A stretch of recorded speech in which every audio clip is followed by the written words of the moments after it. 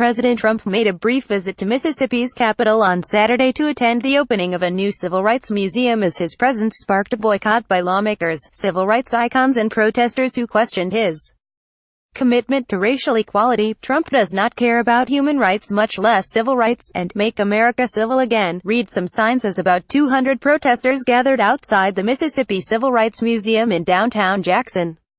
The building, which along with a companion state history museum opened at a cost $90 million, is the first state-owned civil rights museum in the nation. It launched as Americans grapple with growing racial divisions that many activists blame Trump for fueling.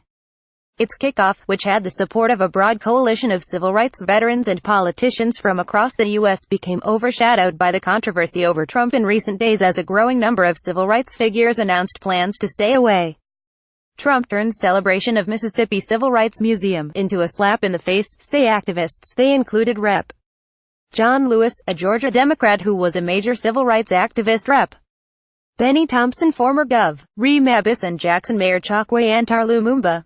They also included members of the National Association for the Advancement of Colored People, whose national president cited Trump's abysmal civil rights record in calling for him to skip the event. Mr. President, we don't need you in Mississippi to tell us what a civil rights movement is about, said Lumumba, who gathered with activists at an African American History Center about a mile west of the opening to condemn Trump's arrival. We do not respect your attitude and your division of this nation. We do not respect your xenophobia. We do not respect your denial of the fact that black people are to be respected for their worth, dignity and rights. San Francisco NAACP branch president, the Rev. Amos Brown, who grew up in Jackson, said as he stood by Lumumba. Trump did not heed their calls. Charles Evers, the brother of slain civil rights activist Medgar Evers, greeted the president on the tarmac before he spent less than an hour at the museum. U.S. Housing and Urban Development Secretary Ben Carson joined Trump. Mississippi Gov. Phil Bryant, who invited Trump to visit, and Reuben Anderson, the state's first black Supreme Court justice, gave the two a brief tour that included an exhibit on the Freedom Riders who rode public transit to challenge illegal segregation.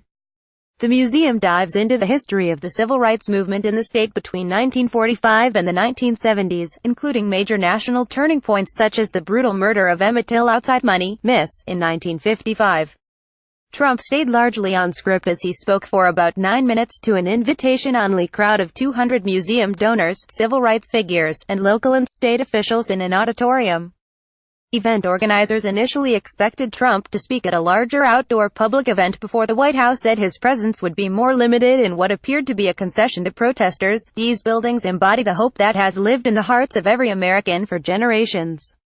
The hope for a future that is more just and is more free, Trump said. He mentioned the fight to end slavery, to break down Jim Crow, to end segregation, to gain the right to vote, and to achieve the sacred birthright of equality. That's big stuff. Those are very big phrases. Very big words. Here we memorialize the brave men and women who struggled to sacrifice, and sacrifice so much, so that others might live in freedom, Trump said. The president called Martin Luther King Jr. a man who I studied and admired for my entire life.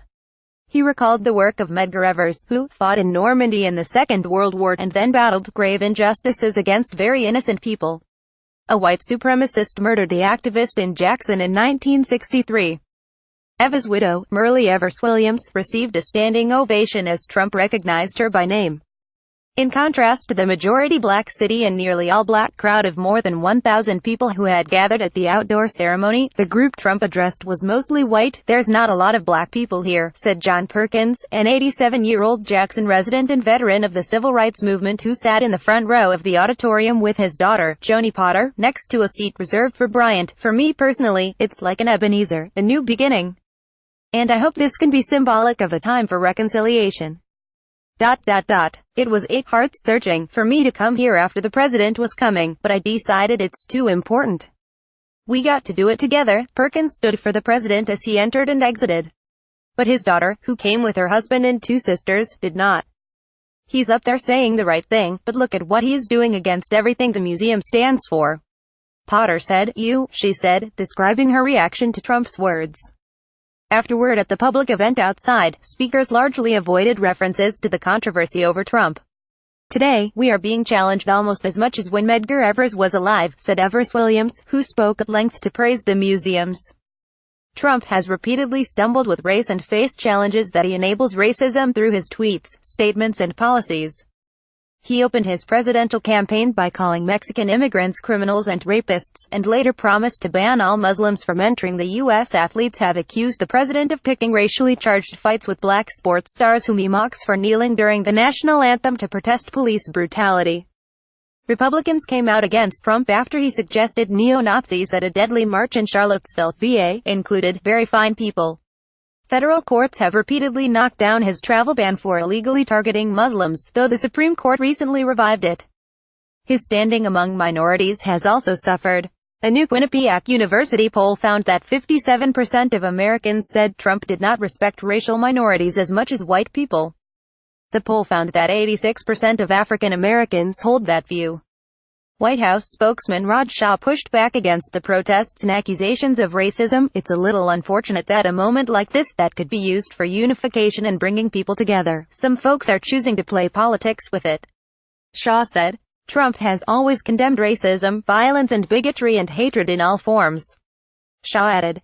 Philemon Williams, a black Jackson resident and Trump supporter who wore a "Make America Great Again" shirt to the opening, agreed, "We need him. He's our president. We got to give him respect. I don't have no problem with him," said Williams, 51. There are racists here and everywhere, but that's not his fault. But Nikki Nichols, a 34-year-old white Jackson resident, said she did not believe the president was sincere in his condemnations. She joined demonstrators outside the museum's security perimeter, some of whom took to their knees to support the anti-racism protests ignited by former San Francisco 49ers quarterback Colin Kaepernick. The position of the President of the United States is generally regarded as a respectable individual who strives to ensure the safety and security of the nation and its citizens, Nichols said. Donald Trump has consistently failed to live up these standards and has also repeatedly chosen to use his position to belittle not only those whose values he does not support, but to belittle American citizens. Caption Jaweed.Kaleem at lawtimes.com. Jaweed Kaleem is the Times national race and justice correspondent. Follow him on Twitter, Facebook and Instagram. More national headlines updates 5:20 p.m. This article was updated throughout with details of Trump's visit and reaction from attendees at the museum opening. This article was originally published at 1005 a.m.